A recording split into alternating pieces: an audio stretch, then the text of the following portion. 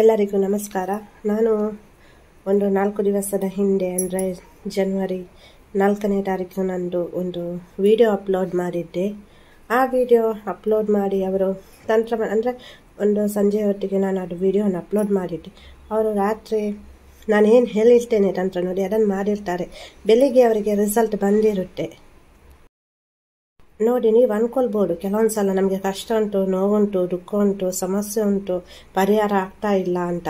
ಅಂಥ ಸಮಯದಲ್ಲಿ ನೋಡಿ ಇಂಥ ತಂತ್ರಗಳನ್ನೆಲ್ಲ ಮಾಡೋದ್ರಿಂದ ತುಂಬ ಸುಲಭವಾದಂತಹ ತಂತ್ರಗಳನ್ನು ಹೇಳಿಕೊಡ್ತೇನೆ ನಾನು. ಮತ್ತು ಸಾತ್ವಿಕ ಕ್ರಮದಿಂದ ಹೇಳುವಂಥದ್ದು. ಇಲ್ಲಿ ಯಾವುದೇ ಒಂದು ರೀತಿಯಲ್ಲಿ ನಿಮಗೆ ರಿವರ್ಸ್ ಆಗಲ್ಲ. ತಂತ್ರಗಳಲ್ಲಿರ್ಬೋದು, ಮಂತ್ರಗಳಲ್ಲಿರ್ಬೋದು ರಿವರ್ಸ್ ಆಗುತ್ತೆ, ಆಗಲ್ಲ ಅಂತ ಹೇಳಲ್ಲ. ಅದು ನನಗೆ ಕೂಡ ಸ್ವತಃ ಅನುಭವಕ್ಕೆ ಬಂದಿದೆ ರಿವರ್ಸ್ ಆಗೋದು. ಆದರೆ ಅಂಥದ್ದೆಲ್ಲ ನಾನು ಹೇಳಿಕೊಡಲ್ಲ ರಿವರ್ಸ್ ಆಗುವಂಥದ್ದು. ಅಂದರೆ ನಾವು ಇಲ್ಲಿ ಏನು ನಾನು ಶೇರ್ ಮಾಡ್ತೇನೆ ಅದು ಸಾತ್ವಿಕ ಕ್ರಮದಿಂದ ಮಾಡುವಂಥದ್ದಾಗಿರುತ್ತೆ. ಅದರಿಂದ ನಿಮಗಾಗಲಿ, ನೀವು ಯಾರಿಗೋಸ್ಕರ ಮಾಡ್ತೀರಾ ಅವರಿಗೆ ಆಗಲಿ ಏನೇ ಒಂದು ಸಮಸ್ಯೆನೂ ಇಲ್ಲಿ ಬರಲ್ಲ, ಏನೇ ಒಂದು ಪ್ರಾಬ್ಲಮ್ ಕೂಡ ಕ್ರಿಯೇಟ್ ಆಗಲ್ಲ. ಏನಕ್ಕಂದರೆ ಇಲ್ಲಿ ನಾವು ಸಾತ್ವಿಕ ಕ್ರಮದಿಂದ ಮಾಡ್ತೇವೆ. ಹಾಗಾಗಿ ಈಗ ಕೆಲವರಿಗೆ ಮನಸ್ಸಿನಲ್ಲಿ ಗೊಂದಲ ಇರ್ಬೋದು, ಪ್ರಶ್ನೆಗಳಿರ್ಬೋದು. ನಾನು ಮಾಡ್ತೇನೆ ಆದರೆ ನನಗೇನಕ್ಕೆ ರಿಸಲ್ಟ್ ಬರಲ್ಲ, ನನಗೆ ಯಾಕೆ ಆ ತಂತ್ರ ವರ್ಕ್ ಆಗಲ್ಲ ಅಂತ. ನೋಡಿ, ಇಲ್ಲಿ ಯಾವುದೇ ಒಂದು ತಂತ್ರ ಇರ್ಬೋದು, ತಂತ್ರವಿದ್ಯೆ ಇರ್ಬೋದು ಅಥವಾ ಮಂತ್ರವಿದ್ಯೆ ಇರ್ಬೋದು ಅಥವಾ ದೈವಿಕ ಸಂಖ್ಯೆಗಳಿರ್ಬೋದು, ದೈವಿಕ ವಾಕ್ಯ ಇರ್ಬೋದು, ದೈವಿಕ ಮಂತ್ರ ಇರ್ಬೋದು ಅಥವಾ ವೈದಿಕ ಸಂಖ್ಯೆ ಇರ್ಬೋದು. ಇಲ್ಲಿ ಏನಾಗುತ್ತೆ ಅಂದರೆ ನಿಮಗೆ ಅದರ ಮೇಲೆ ನಂಬಿಕೆ ಇರಬೇಕು, ಪೂರ್ಣ ವಿಶ್ವಾಸದಿಂದ ನೀವು ಮಾಡಬೇಕು. ಮತ್ತು ಏನಂದರೆ ನಾನು ಯಾವಾಗಲೂ ಹೇಳ್ತೇನೆ, ನೀವು ಏನು ಕೇಳಬೇಕು ಅಂತ ಹೇಳ್ತೀರಾ ಏನು ಅದು ಪರ್ಫೆಕ್ಟ್ ಆಗಿರಬೇಕು. ನೀವು ಮನಸ್ಸಿನಲ್ಲಿ ಒಂದು ಅಂದುಕೊಂಡು ಅಲ್ಲಿ ಮಾಡುವಾಗ ಇನ್ನೊಂದನ್ನು ಕೇಳೋದು, ಆವಾಗ ಅದು ವರ್ಕ್ ಆಗಲ್ಲ. ಹಾಗಾಗಿ ನೋಡಿ, ನೀವು ಏನು ಕೇಳಬೇಕು ಅಂತ ಫಸ್ಟೇ ಆಲೋಚನೆ ಮಾಡಿರಬೇಕು. ಮತ್ತು ನಿಮಗೆ ಯಾವಾಗ ಸಾಧ್ಯ ಆ ಟೈಮ್ನಲ್ಲಿ ಮಾಡಬೇಕು. ಏನಕ್ಕಂದರೆ ತಂತ್ರಗಳನ್ನು ಮಾಡುವಾಗ ಮಿಡ್ಲಲ್ಲಿ ಯಾರಾದರೂ ಕರೆಯುವುದು ಅಥವಾ ನೀವೇ ಹೋಗುವುದು ಅದೆಲ್ಲ ಬೇಡ. ನೋಡಿ, ಅದಕ್ಕೆ ನಾನು ಹೇಳ್ತೀನಿ, ಯಾವುದೇ ಸಮಯ ಆಗ್ಬೋದು, ನಿಮ್ಮ ಅನುಕೂಲ. ಯಾವುದೇ ಒಂದು ಸಮಯದಲ್ಲಿ ಕೆಲವೊಂದನ್ನು ಮಾಡ್ಬೋದು, ಕೆಲವೊಂದನ್ನು ಮಾತ್ರ ರಾತ್ರಿ ಮಾಡಬೇಕಾಗಿರುತ್ತೆ, ಬೆಳಗಿನ ಜಾವನೆ ಮಾಡಬೇಕಾಗುತ್ತೆ. ಆದರೆ ಇಲ್ಲಿ ನೀವು ಯಾವುದೇ ಒಂದು ಟೈಮ್ನಲ್ಲಿ ಇದನ್ನು ಮಾಡ್ಬೋದು. ಆದರೆ ನಂಬಿಕೆಯನ್ನು ಇಟ್ಬಿಟ್ಟು ಏನು ಕೇಳಬೇಕು ಅದಕ್ಕೆ ನೀವು ಮಾಡಬೇಕು. ನೀವು ಕೇಳೋದು ಒಂದು, ಮನಸ್ಸಿನಲ್ಲಿರೋದು ಇನ್ನೊಂದು ಸಲ ಅದು ಕೇಳಬೇಕಿತ್ತು, ಇದು ಕೇಳಬೇಕಿತ್ತು. ಒಂದು ತಂತ್ರವನ್ನು ಮಾಡ್ತೀರಾ ಅನಂತರ ಅದನ್ನು ಬಿಟ್ಟು ಬಿಡಲಿಕ್ಕೆ ಹೇಳ್ತೇನೆ ನಾನು. ಕೆಲವೊಂದು ತಂತ್ರಗಳಲ್ಲಿ ನಾವು ಇದೇ ರೂಲ್ಸನ್ನು, ನಿಯಮವನ್ನು ಫಾಲೋ ಮಾಡಬೇಕಾಗುತ್ತೆ. ಏನಕ್ಕಂದರೆ ಇವಾಗ ನೀವು ರಾತ್ರಿ ಮಾಡ್ತೀರಾ, ಮಲಗಿದ ನಂತರನೂ ಅದನ್ನೇ ಆಲೋಚನೆ ಮಾಡುವುದು. ಈಗ ಬೆಳಗಿನ ಜಾವ ಒಂದು ನಿದ್ದೆ ಬಂದಿಲ್ಲ, 3 ಗಂಟೆಗೆ ಇಟ್ಬಿಟ್ಟು ಅಯ್ಯೋ ನಾನು ಈ ತಂತ್ರ ಮಾಡಿದ್ದೇನೆ, ಇದು ವರ್ಕ್ ಆಗುತ್ತಾ ಇಲ್ವಾ, ಅಯ್ಯೋ ಏನಾಗುತ್ತಾ ಏನೋ, ಹಾಗೆಲ್ಲ ಬೇಡ. ಬಿಟ್ಬಿಡಿ ಅಂದರೆ ಲಿವ್ ಇಟ್, ಅದನ್ನು ಬಿಟ್ಬಿಡಿ. ಅದು ವರ್ಕ್ ಆಗುತ್ತೆ. ಏನಕ್ಕಂದರೆ ನೀವಲ್ಲಿ ಆ ತಂತ್ರವನ್ನು ಮಾಡಿರ್ತೀರಲ್ಲ, ಮಾಡುವಾಗವೇ ಅಲ್ಲಿ ಒಂದು ದೈವಿಕ ಶಕ್ತಿ ಇರ್ಬೋದು, ದೈವಿಕ ಎನರ್ಜಿ ಇರ್ಬೋದು, ದೈವಿಕ ವೈಬ್ರೇಷನ್ ಇರ್ಬೋದು, ದೈವತ್ವ ಇರ್ಬೋದು, ಅದು ಫಾರ್ಮ್ ಆಗಿರುತ್ತೆ.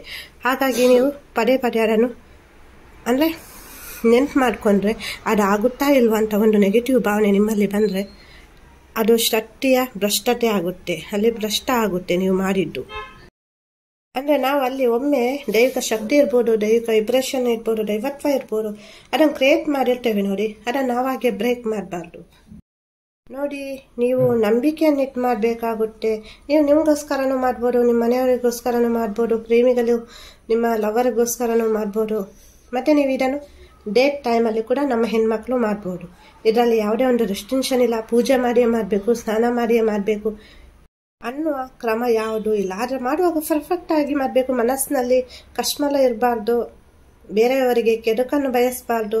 ಮನೆಯಲ್ಲಿ ಅಪ್ಪ ಅಮ್ಮನ ಜೊತೆ ಜಗಳ ಮಾಡಿಕೊಂಡು, ಗಂಡನ ಜೊತೆನ, ಮಕ್ಕಳ ಜೊತೆನ, ಹೆಂಡತಿ ಜೊತೆನ ಜಗಳ ಮಾಡಿಕೊಂಡು, ಅಥವಾ ನಿಮ್ಮ ಹುಡುಗಿ ನಂಬರ್ ಬ್ಲಾಕ್ ಮಾಡಿರ್ತಾರೆ, ಅವರಿಗೊಂದು 4 ಬೈದ ಕಣ್ಣೀರು ಹಾಕುತ್ತಾ ಈ ತಂತ್ರವನ್ನೆಲ್ಲ ಮಾಡಲಿಕ್ಕೆ ಹೋಗಬಾರ್ದು. ನೀವು ಖುಷಿಯಾಗಿ ಮಾಡಬೇಕು. ನಂಗೆ ಅರ್ಥ ಆಗುತ್ತೆ, ನಿಮಗೆ ಮಾಡಲಿಕ್ಕೆ ಸ್ವಲ್ಪ ಕಷ್ಟ ಆಗುತ್ತೆ, ಆದರೆ ನಿಮಗೆ ಒಳ್ಳೇದಾಗಬೇಕು. ನಿಮಗೆ ಅಂದರೆ ನಾಳಿನ ದಿವಸ ಚೆನ್ನಾಗಿರಬೇಕು, ನೀವು ಅಂದ್ಕೊಂಡದ್ದಾಗಬೇಕು ಅಂದರೆ ನೀವಿಲ್ಲಿ ಈ ಕಣ್ಣೀರನ್ನೆಲ್ಲ ಸ್ವಲ್ಪ ತಡಿಬೇಕು. ಹಾಗೆಯೇ ಮನಸ್ಸು ಸ್ವಲ್ಪ ಕ್ಲಿಯರ್ ಆಗಿರಬೇಕು. ಆವಾಗ ನೀವು ಇದನ್ನು ಮಾಡಬೇಕು. ಕಣ್ಣೀರು ಹಾಕ್ತಾ, ಯಾರಿಗೋ ಒಂದು ಬೈದು ಜಗಳ ಮಾಡ್ತಾ ಅದೆಲ್ಲ ಮಾಡಬೇಡಿ.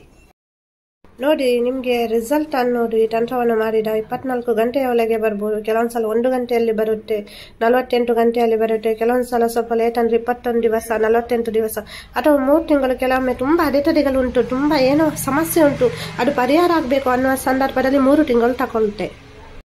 ನೋಡಿ, ನಾನು ಈ ವಿಡಿಯೋವನ್ನು ಅಪ್ಲೋಡ್ ಮಾಡಿದಾಗ ಅವರು ನೈಟ್ ಮಾಡಿರ್ತಾರೆ, ಬೆಳಿಗ್ಗೆ ರಿಸಲ್ಟ್ ಬಂದಿರುತ್ತೆ. ಅಂದರೆ ಒಂದು 6ರಿಂದ 7 ಗಂಟೆಯ ಒಳಗೆ ರಿಸಲ್ಟ್ ಬಂದಿರುತ್ತೆ.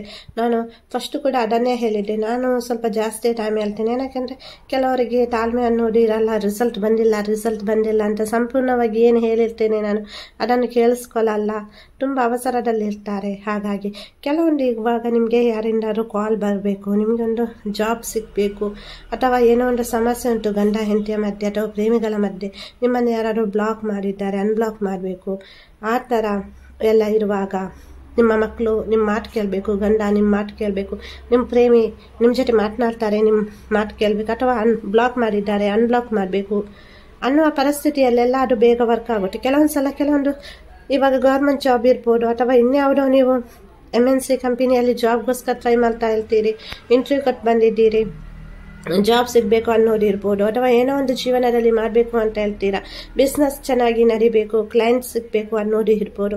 ಏನೇ ಒಂದು ವಿಷಯವನ್ನು ಇಟ್ಕೊಂಡು ಮಾಡ್ಬೋದು. ನಿಮಗೆ ಮದುವೆ ಆಗಬೇಕು, ನೀವು ಪ್ರೀತಿಸಿದ ವ್ಯಕ್ತಿಯನ್ನು ಮದುವೆ ಆಗಬೇಕು, ನಿಮ್ಮ ಪೇರೆಂಟ್ಸ್ ಒಪ್ಪಬೇಕು ನಿಮ್ಮ ಮದುವೆಗೆ ಅನ್ನೋದು ಇರ್ಬೋದು. ನಿಮ್ಮ ಹುಡುಗ ಅಥವಾ ಹುಡುಗಿ ನಿಮಗೆ ಮ್ಯಾರೇಜ್ ಆಗಲಿಕ್ಕೆ ಕಮಿಟ್ಮೆಂಟ್ ಕೊಡಬೇಕು ಅನ್ನೋದು ಇರ್ಬೋದು. ನೋಡಿ, ನಿಮ್ಮ ಯಾವುದೇ ಒಂದು ಆಸೆ ಕೋರಿಕೆಯನ್ನಿಟ್ಟು ಸಮಸ್ಯೆಯನ್ನಿಟ್ಟು ಇದನ್ನು ಮಾಡಬಹುದು.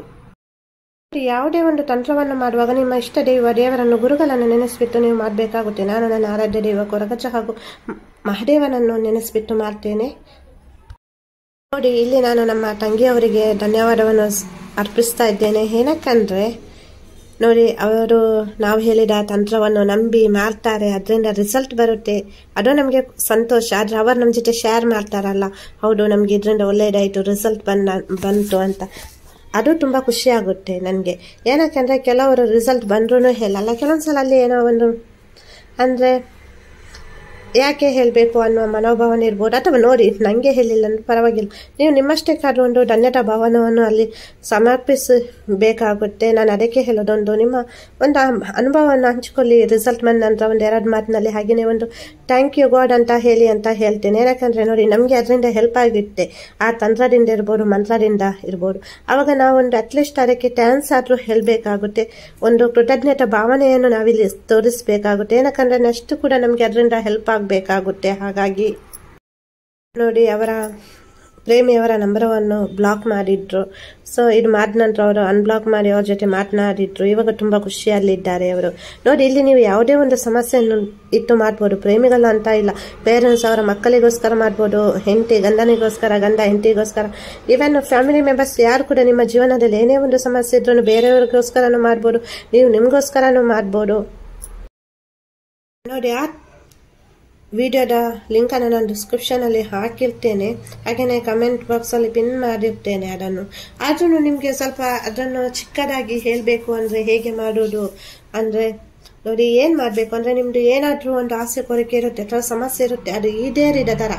ಇವಾಗ ನಿಮ್ಮ ಮಕ್ಕಳು ನಿಮ್ಮ ಮಾತು ಕೇಳ್ತಾ ಇಲ್ಲ, ಆವಾಗ ಏನು ಅನ್ಕೊಳ್ಬೇಕು ನೀವು, ನನ್ನ ಮಗ ನನ್ನ ಮಾತು ಕೇಳ್ತಾ ಇದ್ದಾನೆ, ಇವಾಗ ಚೆನ್ನಾಗಿ ಓಡ್ತಾ ಇದ್ದಾನೆ, ನನ್ನ ಮಗ ಇವಾಗ ಚೆನ್ನಾಗಿ ದುಡಿತಾ ಇದ್ದಾನೆ, ಕುಡಿಯುವುದನ್ನು ಬಿಟ್ಟಿದ್ದಾನೆ. ಕೆಲವರು ನೋಡಿ, ಮಕ್ಕಳು ಕುಡಿತಾರೆ, ಕೆಟ್ಟ ಚಟಗಳಿರುತ್ತೆ, ಇವಾಗ ನನ್ನ ಮಗ ಕುಡಿಯುವುದನ್ನು ಬಿಟ್ಟಿದ್ದಾನೆ, ತುಂಬ ಚೆನ್ನಾಗಿ ನಮ್ಮನ್ನು ನೋಡ್ಕೊಳ್ತಾ ಇದ್ದಾನೆ, ಇದರಿಂದ ನಮಗೆ ತುಂಬ ಖುಷಿಯಾಗಿದೆ. ಸಿಂಪಲ್ ಆಗಿರುವಂತಹ ಒಂದು ಲೈನನ್ನು ಬರೆಯುವುದು.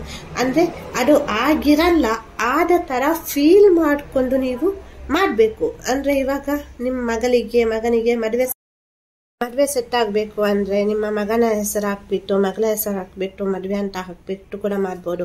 ಇವಾಗ ನಿಮ್ಮನ್ನು ಯಾರಾದ್ರೂ ಅನ್ಬ್ಲಾಕ್ ಮಾಡಬೇಕಂದ್ರೆ ನಿಮ್ಮ ಪ್ರೇಮಿ ಅಥವಾ ನಿಮ್ಮ ಹಸ್ಬೆಂಡ್, ನಿಮ್ಮ ವೈಫ್ ಇರ್ಬೋದು.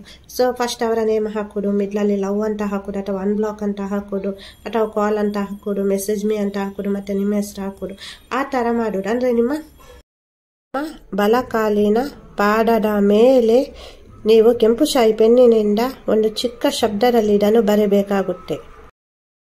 ಅದೇ ನಾನು ಹೇಳಿದೆ ಅಲ್ಲ, ಈಗ ಅಂದರೆ ಫೀಲ್ ಮಾಡುವಾಗ ಫುಲ್ಲಿ ನೀವು ಫೀಲ್ ಮಾಡ್ಕೊಳ್ಳೋದು. ಅಂದರೆ ನಿಮ್ಮ ಹುಡುಗ ನಿಮಗೆ ಕಾಲ್ ಮಾಡಿ ಮಾತನಾಡ್ತಾ ಇದ್ದಾರೆ, ನನ್ನ ಮಗ ಈಗ ಕುಡಿಯೋದನ್ನು ಬಿಟ್ಟು ನಮ್ಮನ್ನು ತುಂಬ ಚೆನ್ನಾಗಿ ನೋಡ್ತಾ ಇದ್ದಾನೆ, ಆ ಥರ.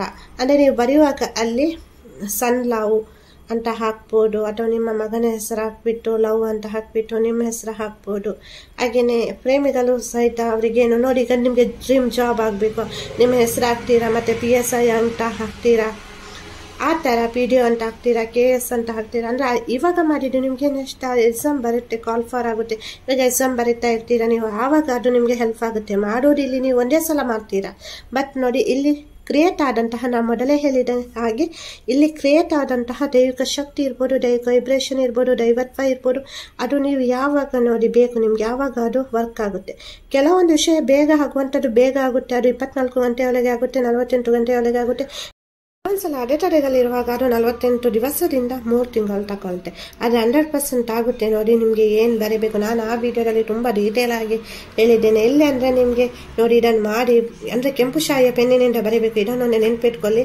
ನಿಮ್ಮ ಬಲಕಾಲಿನ ಪಾದದ ಮೇಲೆ ಇದನ್ನು ಬರೆದ ನಂತರ ನೀವು ಆ ಕಾಲನ್ನು ಅಂದರೆ ಆ ಪಾದವನ್ನು ನೆಲಕ್ಕೆ 11 ಬಾರಿ ಟಪ್ ಟಪ್ ಅಂತ ಬರಿಬೇಕಾಗುತ್ತೆ. ನಿಮ್ಮ ಕಾಲನ್ನು ಈಗ ಪಾದವನ್ನು ಟಪ್ ಟಪ್ ಅಂತ 11 ಬಾರಿ ಬರಿಬೇಕಾಗುತ್ತೆ. ಈ ಒಂದು ತಂತ್ರವನ್ನು ಒಂದು ಸಲ ಮಾಡಿ ಮತ್ತೆ ಅದರ ಬಗ್ಗೆ ಆಲೋಚನೆ ಮಾಡಲಿಕ್ಕೆ ಹೋಗಬೇಡಿ, ಅದನ್ನು ಬಿಟ್ಬಿಡಿ. ಅಲ್ಲೇ 100% ನಿಮಗೆ ವರ್ಕ್ ಆಗುತ್ತೆ. ನೀವೇನು ಅಂದ್ಕೊಳ್ತೀರಾ ಅದೆಲ್ಲವೂ ಆಗುತ್ತೆ. ನಂಬಿಕೆಯನ್ನಿಟ್ಟು ಮಾಡಿ, ಖಂಡಿತವಾಗಿಯೂ ಒಳ್ಳೆಯದಾಗುತ್ತೆ. ಇದರಿಂದ ತುಂಬ ನಮ್ಮ ವ್ಯೂವರ್ಸ್ಗೆ ಆಗಿರ್ಬೋದು, ನಾವು ಪರ್ಸ್ನಲ್ ಲೈಫಲ್ಲಿ ಹೇಳಿದವರಿಗೂ ತುಂಬ ಒಳ್ಳೆಯದಾಗಿದೆ. ಹಾಗಾಗಿ ಇನ್ನೊಂದ್ಸಲ ನಿಮ್ಮ ಜೊತೆ ನಾನು ಇದನ್ನು ಶೇರ್ ಮಾಡ್ತಾ ಇದ್ದೇನೆ. ರಿಸಲ್ಟ್ ಬಂದ ನಂತರ ಥ್ಯಾಂಕ್ ಯು ಗಾಡ್ ಅಂತ ಹೇಳಿ ನಿಮ್ಮ ಅನುಭವವನ್ನು ಒಂದೆರಡು ಮಾತಿನಲ್ಲಿ ಹೇಳಿ. ನನ್ನ ಆರಾಧ್ಯ ದೇವರಾದ ಕೊರಗಜ್ಜ ಹಾಗೂ ಮಹಾಲಕ್ಷ್ಮಿ ಅಮ್ಮನವರು ನಿಮ್ಮ ಜೀವನದಲ್ಲಿ ಸುಖ, ಶಾಂತಿ, ಸಮೃದ್ಧಿಯನ್ನು ಕರುಣಿಸಲಿ ಅಂತ ನಾನು ನನ್ನ ಆರಾಧ್ಯ ದೇವರಾದ ಕೊರಗಜ್ಜ ಹಾಗೂ ಮಹಾಲಕ್ಷ್ಮಿ ಅಮ್ಮನವರನ್ನು ಪ್ರಾರ್ಥಿಸುತ್ತೇನೆ. ಇವತ್ತಿನ ವಿಡಿಯೋ ಇಷ್ಟ ಆದರೆ ಲೈಕ್ ಮಾಡಿ, ಹಾಗೆ ವಿಡಿಯೋ ನೋಡಿದ್ದಕ್ಕಾಗಿ ಧನ್ಯವಾದಗಳು.